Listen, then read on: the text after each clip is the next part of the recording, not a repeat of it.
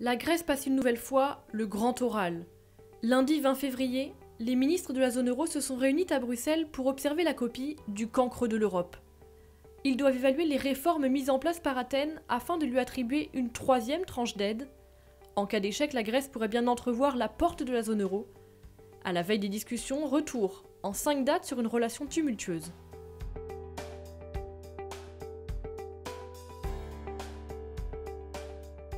Après avoir intégré la Communauté économique européenne en 1981, la Grèce rejoint l'Union monétaire en 2001. Elle a su respecter les critères de Maastricht requis.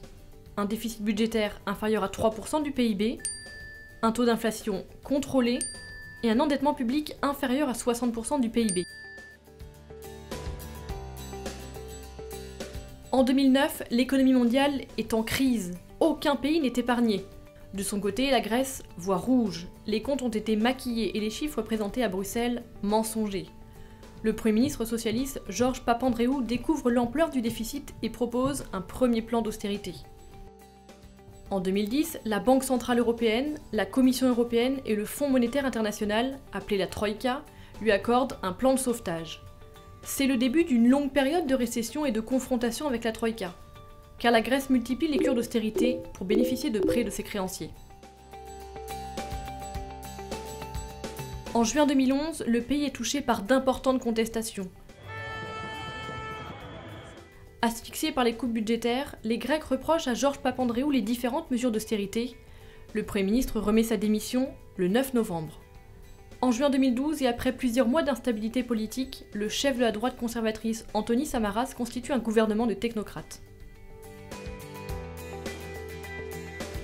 Samaras impose de nouvelles mesures d'austérité et doit faire face 3 ans durant à une très forte mobilisation sociale. Elle conduit à la victoire de la gauche radicale aux élections législatives en janvier 2015. Son leader Alexis Tsipras devient Premier ministre. À l'été 2015, les instances internationales proposent un nouveau plan d'aide à la Grèce en échange de mesures drastiques. Alexis Tsipras les soumet au peuple par référendum, le non l'emporte à plus de 60%. Malgré ce refus massif, il négocie un nouveau texte avec la Troïka. Après de longues discussions, il arrache un nouvel accord, plus dur encore que celui rejeté par le peuple grec. Depuis, le pays a multiplié les réformes et obtient des résultats meilleurs que ceux demandés par le FMI, la Banque centrale européenne et la Commission européenne. La croissance est en hausse et le chômage recule pour la première fois depuis 2008. Chez les jeunes en revanche, il reste très élevé, 46,5%. Mais le FMI exige de nouvelles réformes pour obtenir la troisième tranche d'aide.